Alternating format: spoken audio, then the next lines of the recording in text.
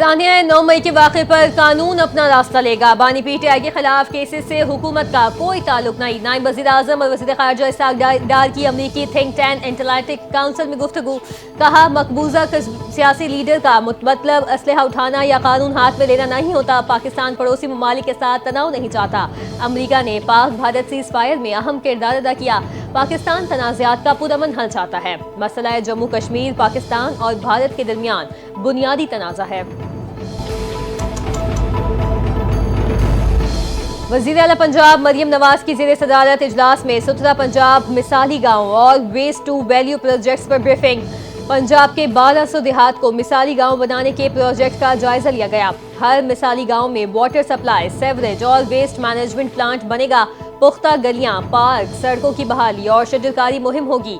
منصوبے کے تحت پائلٹ فیز کے 130 دیہات میں ترقیاتی منصوبے مکمل ہوں گے۔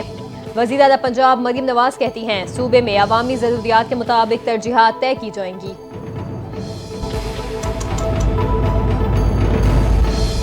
محکمہ موسمیات کی اتوار سے 31 جولائی تک ملک بھر میں مزید بارشوں کی پیش گوئی۔ اسلام آباد، پنجاب، پختونخوا، کشمیر، گلگت بلتستان میں موسلادھار بارش کا امکان۔ سندھ میں 30 اور 31 جولائی کو تیز ہواؤں اور گرج چمک کے ساتھ بارش کی پیش گوئی۔ بلوچستان میں 29 جولائی کی رات سے 31 جولائی کے دوران شدید بارش متوقع۔ سیلاب، ندی نالوں میں طغیانی اور پہاڑی علاقوں میں لینڈ سلائیڈنگ کا خدشہ۔ کاغان ڈیولپمنٹ اتھارٹی کا کامیاب ریسکیو آپریشن۔ 500 سے زائد پھنسے سیاحوں کو بحفاظت نکال لیا۔ کلاؤڈ برسٹ کے باعث تودا گرنے سے سڑک بند ہو گئی تھی۔ سڑک پر 117 سے زائد جیپوں میں سوار 500 سے زائد سیاح پھنس گئے تھے۔ سیکریٹری سیاحت نے کہا پختونخوا حکومت سیاحوں کی حفاظت کو اپنی اولین ترجیح سمجھتی ہے۔ کسی بھی ہنگامی صورتحال میں فوری اقدامات کیے جاتے ہیں۔ فیلڈ مارشل عاصم منیر کا چین کا سرکاری دورہ۔ بیجنگ میں چین کی اعلیٰ سیاسی اور عسکری قیادت سے ملاقاتیں۔ فیلڈ مارشل عاصم منیر کی پیپلز لبریشن آرمی کے پولیٹیکل کمشنر جنرل چن ہوئی سے ملاقات۔ پیپلز لبریشن آرمی کے ہیڈ کوارٹرز آمد پر فیلڈ مارشل عاصم منیر کا پرتپاک استقبال۔ ISPR کے مطابق فیلڈ مارشل کی چین کے نائب صدر اور خارجہ وزیر سے بھی ملاقات۔ سی پیک میں تعاون اور جغرافیائی سیاسی چیلنجز پر بات چیت۔ باہمی تعاون پر اطمینان کا اظہار کیا گیا۔ خود مختاری، مختلف شعبوں میں تعاون اور علاقائی استحکام سے متعلق امور پر بھی گفتگو کی گئی۔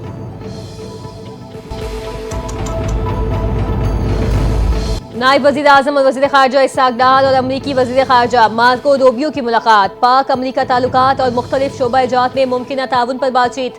تجارت اور اقتصادی روابط کے فروغ، سرمایہ کاری سمیت اہم شعبوں میں تعاون پر تبادلہ خیال ہوا۔ انسداد دہشت گردی اور علاقائی امن کے حوالے سے بھی گفتگو کی گئی۔ اسحاق ڈار کا کہنا تھا پاک بھارت کشیدگی کے دوران صدر ٹرمپ کا کردار اور کاوشیں لائق تحسین ہیں۔ پاک امریکہ تعلقات میں مزید وسعت اور استحکام کے خواہش مند ہیں۔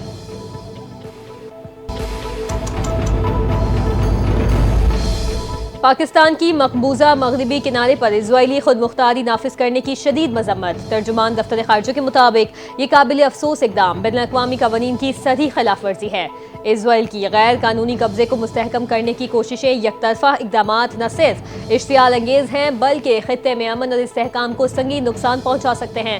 پاکستان کا فلسطینی عوام کے حق کے خود ارادیت کی غیر متزلزل حمایت کا ارادہ۔ وزیر خزانہ محمد اورنگزیب کی سستے گھروں کی تعمیر کے لیے اسکیم کی منظوری۔ وزیر خزانہ کی زیر صدارت ECC کا اجلاس۔ Mark up subsidy risk sharing scheme کے تحت مالی معاونت کا فیصلہ کیا گیا۔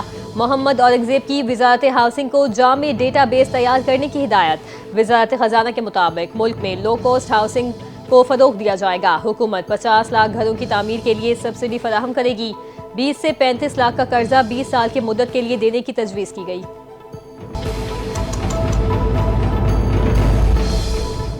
سرکاری اور حکومتی عہدیداروں کو بیرون ملک سے ملنے والے تحائف کے معاملے میں شفافیت لانے کے لیے حکومت نے توشہ خانہ کو ڈیجیٹلائز کرنے کا فیصلہ کر لیا۔ ڈیجیٹل ریکارڈ کے لیے انوینٹری اپلیکیشن تیار کر لی گئی۔ اپلیکیشن محکمہ داخلہ پنجاب کے اشتراک سے تیار کی گئی۔ کابینہ کمیٹی نے توشہ خانہ قواعد کے لیے سفارشات کو حتمی شکل دے دی۔ سفارشات منظوری کے لیے جلد وفاقی کابینہ کو پیش کی جائیں گی۔ حکومت نے سوشل میڈیا پلیٹ فارم سے دہشت گرد اکاؤنٹس کی بندش کا مطالبہ کر دیا۔ غیر ملکی سوشل میڈیا کمپنیوں کو ملک میں دفاتر کھولنے کی دعوت۔ پاکستان نے ڈیجیٹل دہشت گردی کے خلاف عالمی تعاون کی اپیل کر دی۔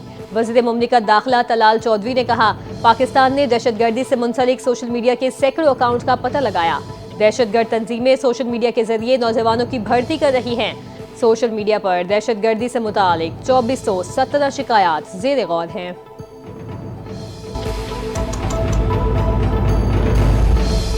پاکستان تحریک انصاف کے رہنما حماد اظہر نے ممکنہ گرفتاری کے خلاف عدالت سے رجوع کرنے کا فیصلہ کر لیا۔ حماد اظہر عدالت کے سامنے پیش ہو کر ضمانت کی درخواست دیں گے۔ ایکس پر اپنے پیغام میں حماد اظہر نے لکھا، میں بے گناہ ہوں اور جعلی پرچوں کا نشانہ ہوں جن کا کوئی سر پیر نہیں۔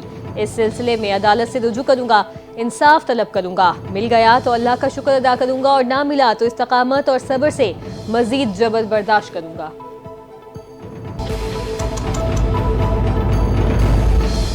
صدر آصف علی زرداری کی 70ویں سالگرہ پر سینئر صوبائی وزیر شرجیل میمن کا خراج تحسین۔ پیغام میں کہا، صدر مملکت آصف علی زرداری پاکستان کی سیاسی تاریخ کے ایک بردبار، مفاہمتی اور دور اندیش رہنما ہیں۔ صدر زرداری نے صدارتی اختیارات پارلیمنٹ کو منتقل کر کے جمہوری روایات کو مضبوط کیا۔ 18ویں آئینی ترمیم کے ذریعے صوبائی خود مختاری دی۔ بے نظیر انکم سپورٹ پروگرام کے ذریعے صدر خواتین کو بااختیار بنایا۔ 11 سال قید کاٹنے کے باوجود کبھی انتقامی سیاست نہیں کی۔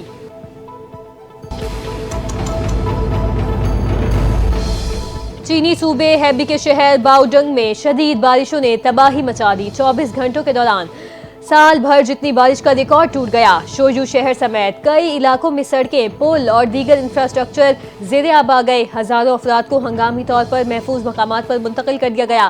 چینی محکمہ موسمیات کے مطابق باؤڈنگ کے ضلع یی کاؤنٹی میں 447.4 ملی میٹر بارش ریکارڈ ہوئی۔ شہر کی سالانہ اوسط بارش 500 ملی میٹر کے برابر ہے۔ سائنسدان اس غیر معمولی بارش کو ماحولیاتی تبدیلی اور عالمی حدت کا نتیجہ قرار دے رہے ہیں۔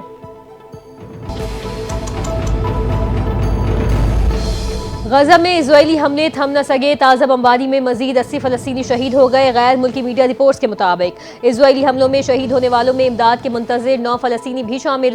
غذائی قلت سے غزہ میں مجموعی ہلاکتوں کی تعداد 122 ہو گئی۔ اسرائیلی وزیر اعظم نیتن یاہو نے کہا، امریکہ کے ساتھ مل کر یرغمالیوں کی رہائی اور غزہ میں حماس کے حکمرانی کے خاتمے کے لیے دوسرے آپشنز پر غور کر رہے ہیں۔